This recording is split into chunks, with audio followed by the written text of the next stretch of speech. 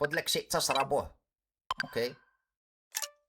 السلام عليكم ورحمة الله وعليكم وبركاته. معكم السلام. شادو. اليوم بإذن الله راح نفكك ظاهرة جالسة تتمدد في السوشيال ميديا وتسرق عقول بعض الشباب والبنات. الظاهرة هذه مغلفة بغلاف اسمه الثقافة والتطور. اليوم راح نتكلم عن موضوع الإلحاد. وعطنا هل تعرفون أن الإلحاد قل الآن؟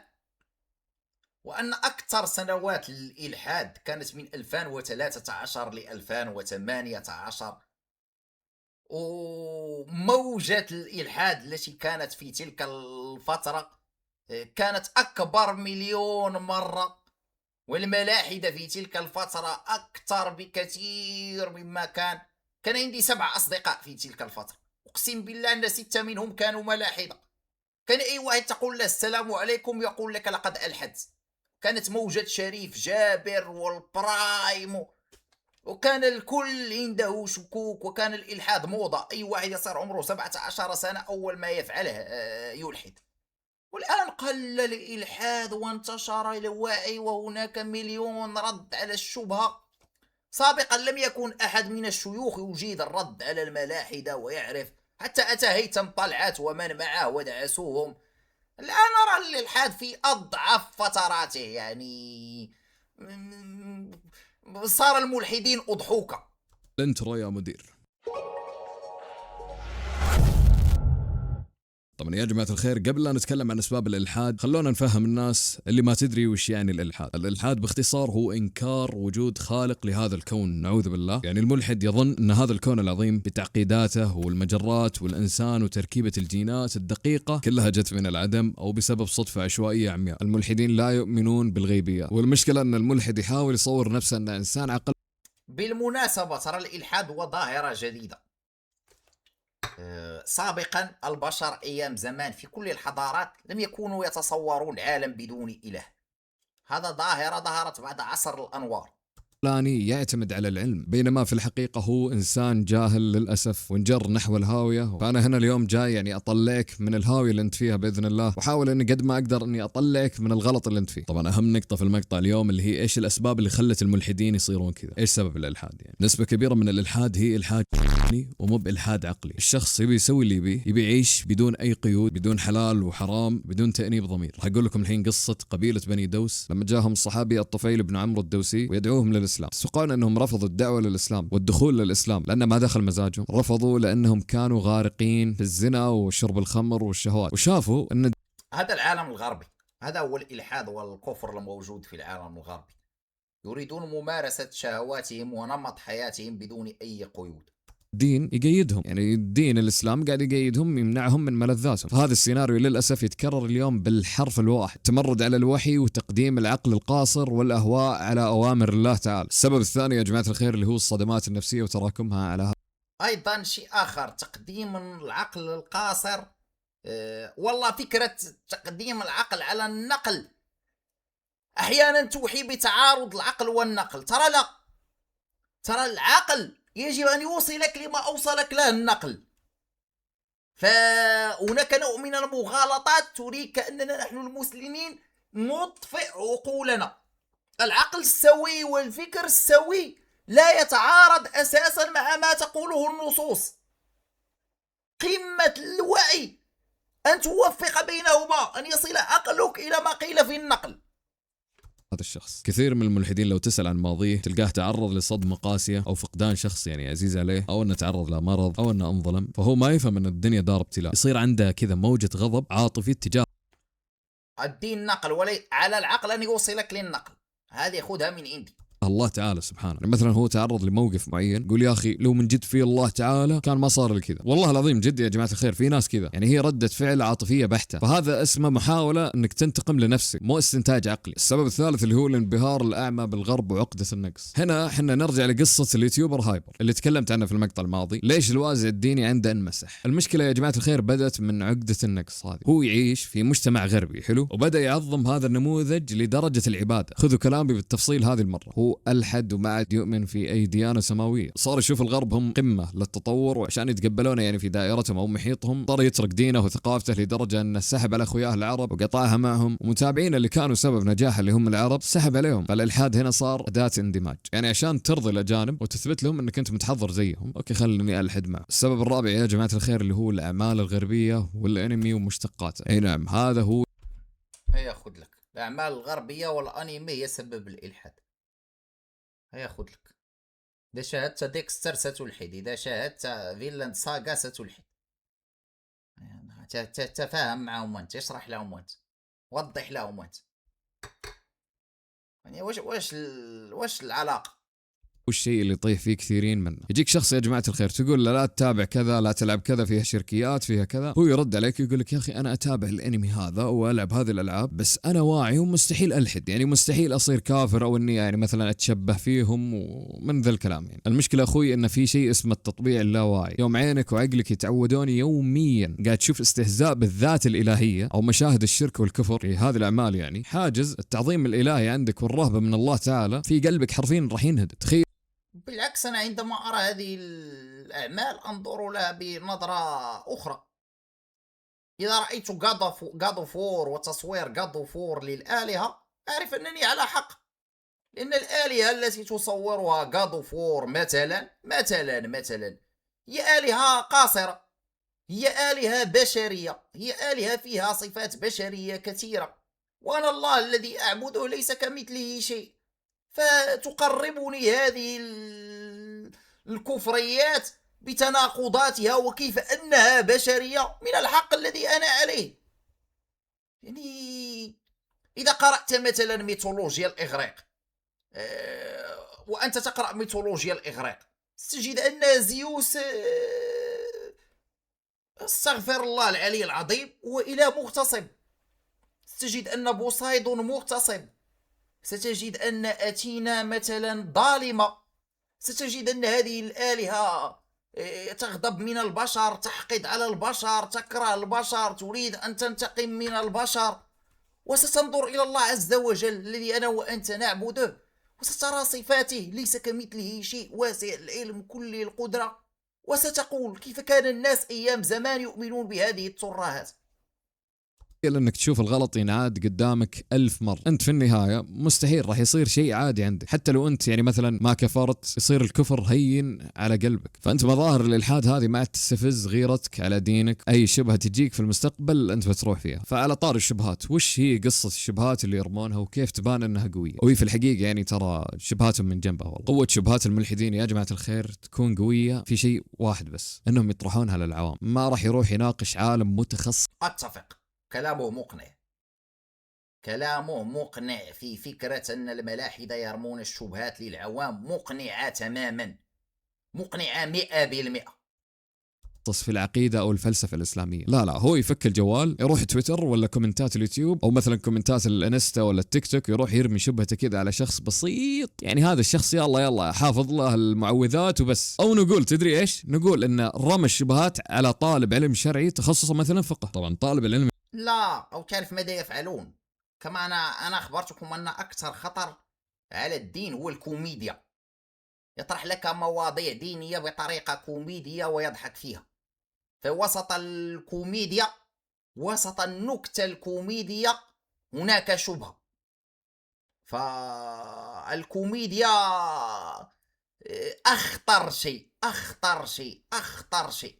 الشرعي هذا اللي تخصصه فقه مو متعمق في الشبهات الفكرية الحديثة هذه، فهنا الملحد يحسب أنه أفحم المسلمين، بينما الشبهة لو أن أعطت للمتخصصين راح تتفكك بسهولة وبتوضح لك مدى سطحية تفكير وغباء هذا الشخص في ثواني حتى. يعني فيا جماعة الخير الشيء اللي يثبت لك أن الملحد غالبا ما يبحث عن الحق، ترى الملحد ما يدور الحق، هو ردة فعله لما تجاوب على شبهته. وشيء آخر، ترى الملاحدة ليس عندهم مشكلة مع وجود الإله، الملاحدة عندهم حقد على الإسلام. الملاحدة ليست عندهم مشكلة هل هناك خالق للكون أو لا يوجد خالق للكون، مشكلتهم معنا كمسلمين ومع ديننا الإسلام بالتحديد. جبت لها رد منطقي وعقلي وعلمي وديني، انت حسب انه راح يقول لك شكرا والله هو انا الحين راح اخش الاسلام وبرجع مسلم من جديد. نادر والله العظيم، نادرا جدا. مباشره يسوي فيك حركه. تدري ايش اسمها هذه الحركه؟ انا اسميه حركه الارنب. الارنب يحب يناقز، حلو. طبعا هذا الملحد يناقز لك من شبهه لشبهه، ترمي له شبهه ترد عليها وتلجمه بالشبهه، حلو. ما يروح يناقشك، لا لا لا، يرمي لك شبهه ثانيه وثالثه ورابعه وخامسه. هو ما يبغى الحق يا جماعه الخير، هو يبي يجادل بس كذا عشان يثبت انه هو الصح وانا فاهم. الملحد عموما أنا دائما أقولها وأعيدها وأكررها كواحد من عوام المسلمين، دخولك في نقاش مع ملحد هو نقاش خاسر. أنتم كعوام المسلمين، الناس التي ليس عندها علم شرعي، ليس عندها علم بعلم الكلام، ليس عندها علم بالفقه، ليس عندها علم بالفلسفة، تذهبون وتريدون أن تكونوا فطاحلة عصركم. لا داعي لكي تناقشوا الملحدين. يا فاروق مع احترامي لكن نقاطك سطحية، لا ترقى لمناظرات حادة. إذا لذلك اليوم لم يسلم أحد من أصدقائك الملحدين، وأنا لم أحاول جعلهم يسلمون. أنا شخصيا لم أحاول يوما جعل واحد ملحد يسلم. الحد أو أسلم ذلك شأنك. لما أتدخل بك؟ لما أتناقش معك؟ أيوة أتناقش معك لكي ترمي لي أنا شبهات. عندما أريد النوم يبقى عقلي يدور ويحلل في تلك الشبهات لا، لا يا أخي لا. أنا أساسا لم أحاول لأنني أعرف الخدعة. يزرع فيها هو الشك، فلا تبحث عن أجر. وهل أنا عندي علم شرعي؟ هل عندي علم شرعي لكي أناقش وكي أقنع؟ أنا تعال ناقشني في مسألة وجود الإله، ناقشني في مسائل فلسفية، ناظرني في مناظرات فلسفية بفكر فلسفي، هل الإله موجود أم لا؟ أتناقش معك. أما تأتي تناقشني في الدين وتناقشني في الشبهات، لا يا أخي، لا لا لا لا لا, لا, لا. تفعل لي مثل انسبشن، تزرع لي الفكرة وتزرع لي الشك. لا لا لا. ليس إطفاء العقل، لا أطفئ عقلي، بالعكس أستخدم عقلي. أعرف أن علمي الشرعي قاصر، أعرف أن معلوماتي الشرعية قاصرة. شاهدت ماجي، لم أكمل الجزء الثاني بسبب الكفر الذي فيه. بعد سنوات تابعته فلم أتوأثر، يعني صرت مطبع. أنت عقيدتك سليمة يا أبو حمزة. أنت يا أبو حمزة أنا شخصيا أعرفك، أنت إنسان عقيدتك سليمة. لو شاهدت شيء فيه مليون الكفريات لن تؤثر فيك. ولكن هناك ناس لا، هناك ناس لا. وانا ما ادري وشو يا جماعه الخير، ابيكم تركزون معي عشان المقطع يعني ما. فاروق لو لقيت ملحد أمامك ما راح تنصح؟ والله لن أنصحه. لن نتكلم معه أصلا عن الموضوع الديني، ألحد أو لا تلحد. لما سأنصحه؟ لما سأتكلم معه؟ هو شأنه. أنا أعرف سيكولوجية الملحد، وأنتم لا تعرفون سيكولوجية الملحد. هذا هو الفرق بيني وبينكم. الملحد هو إنسان يبحث عن الاهتمام، فأحسن ما تفعل ألا تعطيه ذلك الاهتمام. أوه يا ملحد، نحن المسلمون نرغب بعودتك للدين، أرجوك عد لديننا، نحن نخاف على آخرتك، أرجوك. اتركه، اتركه، لا تتحدث معه في الموضوع. خذها من عندي. بعد 5 سنوات 6 سنوات 4 سنوات سيأتي ويقول لك والله معك حق. وهذه حصلت لي مع أشخاص، حصلت لي مع ناس كثيرين كنت أعرفهم ملاحدة زنادقة، لم أكن أناقشهم، ودائما يقولون لي لما لا تناقشنا في الموضوع. وأنا أخبر أنت عندك نقص وتريد أن أملأ لك أنا هذا النقص، ولي ضبورك. يودع يعني انا راح استخدم مصطلح المثلثين هذول. انتم عارفين مين هم المثلثين صح؟ يعني ما يحتاج اقول لكم مين هم المثلثين. يعني انتم ما تحسون ان في ارتباط مره مرعب بين الالحاد ودعم هذول المثلثين؟ ليش؟ لان الالحاد ما فيه مرجعيه اخلاقيه ثابته. وللي ما يدري وش يعني مرجعيه اخلاقيه ثابته يشوف مقطع الانبطاح للغرب اللي انا نزلته. لا، ويعطيك أخلاقنا هي الإنسانية. ألف باء مرجعيتي هي الإنسانية. ما الإنسانية كل سنة تعملون لها أبديت، فما هي الإنسانية تحديدا لم نعود نفهم في قناتي. فإذا ما في خالق يحدد لك وش الصح وش الغلط، خلاص صار كل شيء خاضع للرأي الشخصي. مثلث عن نبات. أنت لا تعرف سيكولوجية الذي يلحد. الذي يلحد يقول في البداية ما دخلي، بعدها يشك، بعدها يعلن إلحاده، بعدها لا، أنا سأخبرك بسيكولوجية الملحد. غالب الملحدين هم ناس لا يشعرون بالانتماء لمجتمعهم، وعندهم نظرة تعالي على مجتمعهم، ويرون أنهم ولدوا في البقعة الجغرافية الغلط، وولدوا في مجتمعات متخلفة رجعية، وأنهم مميزون، وأنهم أبطال القصة، وأنهم يستحقون أكثر مما هم عليه، وأنهم العباقرة، وكل من حولهم في المجتمع عبارة عن مجموعة من الزومبيز الذي لا عقول لهم، وأن الدين هو سبب تخلفنا، وأن الدين سلبهم هويتنا وسلبنا حقوقنا وكل شيء، وأنه هو الباتمان أو السوبرمان أو السوبر هيرو الذي عليه أن ينشر الرسالة الإلحادية لكي يستيقظ المجتمع ويتغير وننافس المجتمعات الغربية. هذا هو الملحد، وهذا هو تفكير الملحد. إنسان جائع لكي يتم الاهتمام به، إنسان يرغب بأن يعترف الأشخاص الآخرون بأنه أذكى منهم، وأنه وصل إلى وعي هم لم يصلوه، فهم هكذا فعليا.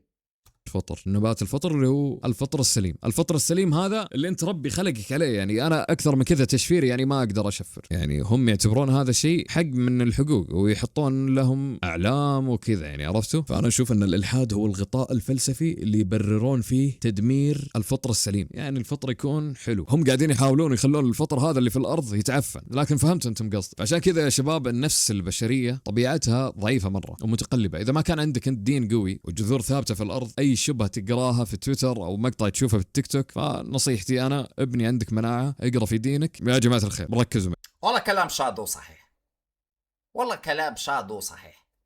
أنا أي واحد ملحد ماذا سأدعوه؟ سأدعوه إلى نزع الانحياد التأكيدي. أنت ملحد صحيح، تؤمن بالمنطق، تؤمن بالعلم، تؤمن بكذا، بدل يا صديقي أن تستمع للملاحدة فقط. استمع إلى ردود الشيوخ على هؤلاء الملاحدة، وشيوخنا لم يقصروا. لكن لا تستمع بسخرية، ولا تستمع لكي تفوز لفكرك الإلحادي. استمع لأنك تبحث عن الحق.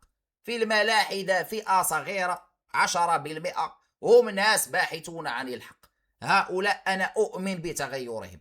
نسبة كبرى 90% هم عاهرات اهتمام، يريدون منا أن نهتم بهم، يريدون أن يظهروا لنا اختلافهم. هم ناس شهوانية، يريدون أن يعيشوا شهواتهم ويعيشوا بدون قيود. هؤلاء مهما ناقشتهم مهما ناظرتهم لن يقتنعوا. فتلك 10% التي تريد الحق أوجه لها خطاب أن تنزع الانحياز التأكيدي. لا تستمع لي ولا تستمع لغيري، استمع للحق. ابغاكم ما تفهمون كلامي بشكل غلط. انا في مقطع من الشيوخ لم يقنعوني، أغلبهم يلفون ويدورون. استمع لشيوخ مقارنة أديان، استمع لشيوخ اختصاص مقارنة أديان. لا تستمع لي وشيخ مثلا مفتي، هذا لن يجيد مقارنة الأديان. الشيخ الذي يقارن الأديان يعرف الفلسفة، يعرف الطب، يعرف موسوعة، عنده القدرة على أن يقنعك. وإذا لم يقنعك ما أوكي، إذا لم يقنعك عندها استمتع بإلحادك، لا أحد مهتم. مقاطع ترى اللي هو مقطع الوحده انا قلت لا، لأنك تلحد لنفسك وتؤمن لنفسك. فبعد كل شيء إذا لم تقتنع فذلك شأنك. ما نقبل قدميك، أرجوك اقتنع، أرجوك أرجوك عد للإسلام، أرجوك الإسلام بدونك لا شيء. no one cares. أسلمت أو ألحدت أو صرت يهودي أو مسيحي، والله لا أحد يهتم. يوم تسلم ترى تسلم لنفسك. يعني عندما تخرج من الإسلام ترى أنت الخاسر، وليس الإسلام هو الخاسر. الإسلام دين هو الذي يعزك. لا تتعمق في الدين. مو بأنه لا تصير مثلا يعني تقرأ أحاديث، لا تتعمق في دينك، يعني مثلا لا تقرأ دينك واسحب على دينك. لا لا لا، لا تتعمق في الدين يعني لا تفكر بالأشياء الغيبية. كيف أقول لك؟ يعني مثلا أنت وش يهمك بشكل ملك من الملائكة، نقول جبريل عليه السلام، أنت وش يهمك؟ وش دخلك كيف خلق جبريل؟ والله جد هذه الأشياء ما تهمك، هذه الأشياء غيبية. شكل عرش الرحمن، كيف شكل عرش الرحمن؟ أنت وش دخل في أشياء ما تهمك؟ خلك. والله شاطر مبدع، والله شاطر مبدع، والله أن كلامه يدرس. يعني ما دخلك أنت بالملائكة ترفع عرش الرحمن؟ خذ المعلومة كما هي، لما جالس تدقق لي كيف الملائكة يرفعون عرش الرحمن؟ كيف شكل الملائكة؟ لما الملائكة تقدر على هذا؟ كيف فسر لي المعجزة؟ بعض الأشياء خذها كما هي ولا تدقق فيها، والله ما أحق، والله طرحه جيد، مقطع 10 من 10. في دينك لله تعالى نزله لك، لا تدخل على الغيبيات. في اشياء غيبيه يا جماعه الخير، عشان كذا انا اقول لكم في اشياء لا تتعمقون فيه، لانك ما تدري. ترى والله العظيم يا جماعه الخير التعمق في الدين خاطئ من هذه النواحي الغيبيه. وحتى يا جماعه الخير ترى لا تغلوا في الدين، الغلو في الدين خاطئ. الرسول صلى الله عليه وسلم صلى يقول الله عليه ان وسلم. اقواما يتعمقون في الدين يمرقون كما يمرق السهم من الرميه. الغلو في الدين خاطئ، لحديث ابن مسعود قال رسول الله صلى الله عليه وسلم هلك المتنطعون هلك المتنطعون هلك المتنطعون، والمتنطعون هم المتعمقون والمشددون في غير موضع. والله مثل ما حصل لي واحد في السعودية في القرن الماضي اسمه القسيمي، كان من أكبر الشيوخ وكان علامة في عصره، وبقي يتعمق يتعمق يتعمق حتى انتهى به الأمر بالكفر والزندقة. فذلك التعمق المبالغ فيه على عبد الله القسيمي، ذلك التعمق يا أخي، قم بواجباتك الدينية، قم بما أمرك به الله عز وجل، لا أقل لا أكثر. جديد. فانا بعد ما قلت لكم اسباب مثلا الالحاد، بعد ما قلت لكم وش هو الالحاد، يعني احنا تكلمنا عن المشكله واسبابها، بس الاهم كيف احنا نحمي انفسنا جد ونحمي اللي حولنا. طبعا الوقايه يا جماعه الخير دائما اسهل من العلاج. عشان انت تبني جدار قوي حول قلبك وعقلك تحتاج تسوي هذه الاشياء. الله كرمك بالعقل، يعني مو بكل مسلسل او انمي او يوتيوبر اجنبي اذا شفت انت العمل هذا يستهزئ بدينك، طبعا مع هذول المثلثين اللي احنا تكلمنا عنهم عينك وقلبك امانه وحاول تصونها. الشيء الثاني انت لا والله هنا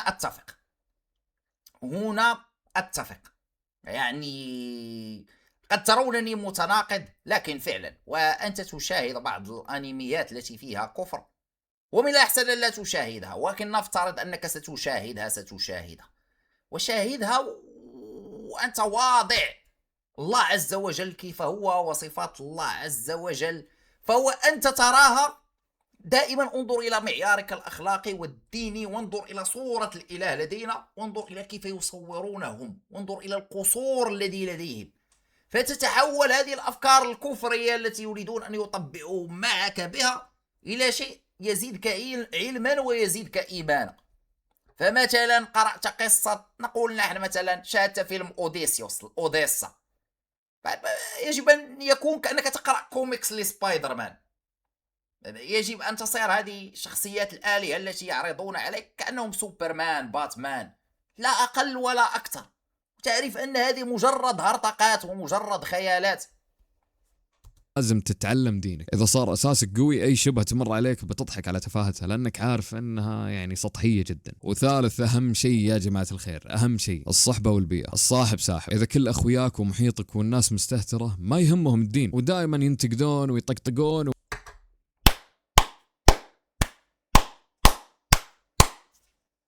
والله صادق، والله أصدقاؤك من يرفعوك وينزلوك، أقسم بالله صادق. أصدق شيء في هذا الفيديو هو هذا الكلام. وما عندهم مشكلة. يعني طبيعي انت بعد فترة يا اخي راح تصير زيهم، فخلي نفسك محاط دائما بناس تذكرك بالله تعالى، ناس عندهم مبادئ. فهذه 3 اشياء باذن الله انا اضمن لك اذا سويتها راح تكون عندك وقاية مو طبيعية. والحين نجي على اهم شيء اللي هو العلاج. كيف يرجع اللي طايح في الهاوية والغرقان في بحر الالحاد والشكوك للدين الاسلامي؟ طيب لو افترضنا ان في شخص يتابعنا الحين يعني طاح في هذه الحفرة، هل في طريق للرجعة؟ اكيد، باب التوبة مفتوح والعلاج والله العظيم موجود. وقف قدام المراية واسأل نفسك، هل انا فعلا قاعد ابحث عن الحق ولا انا جالس ادور اعذار عشان اعيش حياتي بدون قيود؟ واذا كان الهدف هو الهروب من تأنيب الضمير والبحث عن الشهوات، فانت هنا لازم تعترف بهذه المشكله النفسيه اول شيء، لان العلاج دائما يبدا من جوا مو من برا. مهما تعالجت انت من برا يعني جوا دام جوا فاسد راح يرجع يفسدك من جديد. اسال اهل الاختصاص. نعم انا ماني بشيخ، لا تسالني، انا اختصاصي والله العظيم ما هو بالشريعه. فانت لازم تبحث عن شخص اختصاصه بالعقيده، ولا تسال بتويتر. عوام الناس واللي ما تعلمت الدين والعقيده اكثر من الناس اللي تعلمت العقيده. عندك سؤال او شبهه قاهره؟ والله فيديو رائع عجبني، والله شكرا شاضولي فيديوك ومجهودك. سبحانك اللهم وبحمدك، أشهد أن لا إله إلا أنت، أستغفرك وأتوب إليك. ليلتكم سعيدة، أعماركم بديدة، اللهم اغفر لنا لو قلنا شيء سيء في هذا البث، وإذا قلنا فكرة خاطئة صححوا لنا، قومونا، استمتعت معكم. بإذن الله الساعة الثالثة من البث غدا سنخصصها لسماع القيادات. يومكم سعيد.